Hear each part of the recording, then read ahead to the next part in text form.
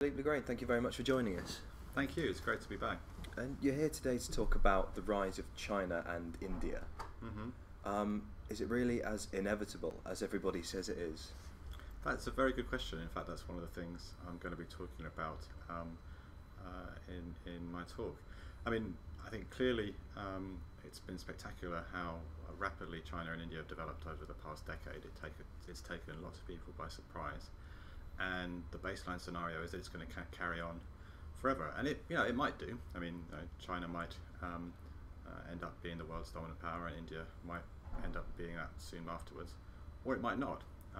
Lots of things that seemed inevitable suddenly became much less so. Well, many of the predictions that have been made have been wrong. So we'll see. And what does the West have to do to raise its game? What does America have to do? What can former powers like Great Britain and France do to compete with the emerging nations, the BRIC nations? Well, I think the most important thing is to look at this as a massive opportunity. Over the past decade, countries which were basically poor and didn't import anything from outside have become not just big exporters but big importers, and I think that the fear that China is just a competitor when actually it's the huge consumer market of the future. I think we've got it kind of the wrong way round. Look at Harrods, for example. Harrods makes about a third of its turnover from Chinese tourists. Basically, a decade ago it was zero, and that we're just at the beginning of this huge wave of development. So I think we should look at it as the business opportunity of the future. Now, if you're in the City of London, they're trying to trade bonds which are denominated in Chinese currency, RMB. If you are Rolls-Royce, there's a huge demand as airline travel takes off in China for Rolls-Royce engines potentially, and so on and so on and so on. So I think we should be looking at it as a huge export opportunity. So it's a question of finding markets in developing nations to sell to and to export to. Well, I mean, this is a broader challenge more generally. I mean, over the past decade, Britain in particular relied on debt-fueled consumption as its motor of growth. And the United States, at a global level, was doing the same thing. And with the crisis, that motor is over. People no longer want to pile on debt; they want to pay it back. Even if they do want to pile on debt, the banks won't lend to them or aren't able to lend to them. So we need to find a new business model. Fortunately, there is one that is out there, and that is exporting to the emerging economies, which now account for more than half of the world economy, and whose share of the proportion of the world economy is only going to rise. Whether it's going to rise as spectacularly as people think is another matter, but it's only going to rise. Britain's largest export market at the moment is Europe. It's true. Do you think the uncertainty over the future of Britain in Europe, with the potential referendum, is damaging? Certainly.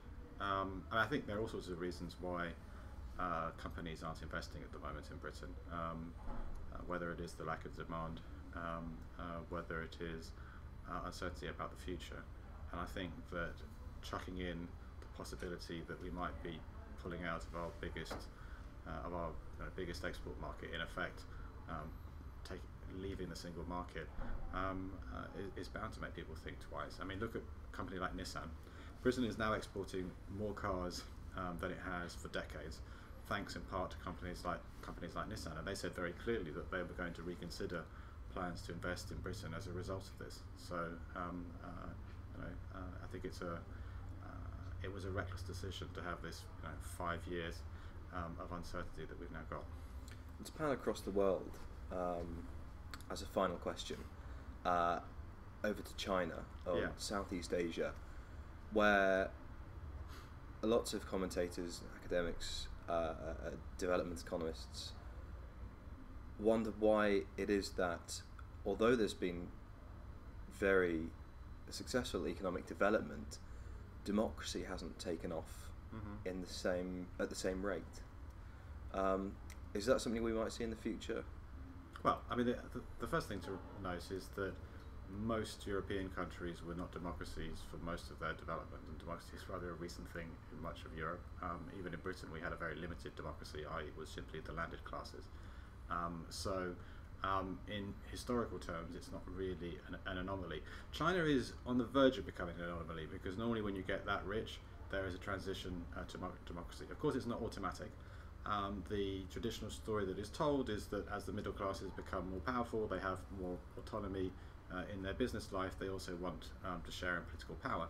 But that's based on, the traditional model, where you have a kind of a traditional ruling class, rather than state-led communist development as we've had in China.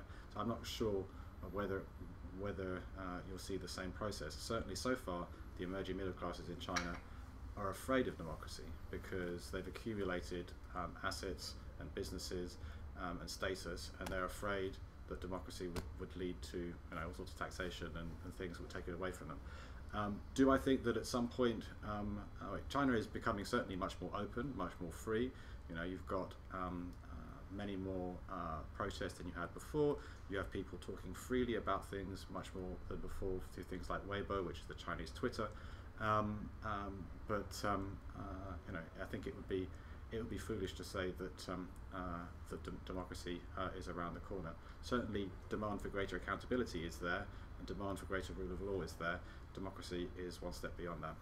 Philippe, thank you very much. Thank you.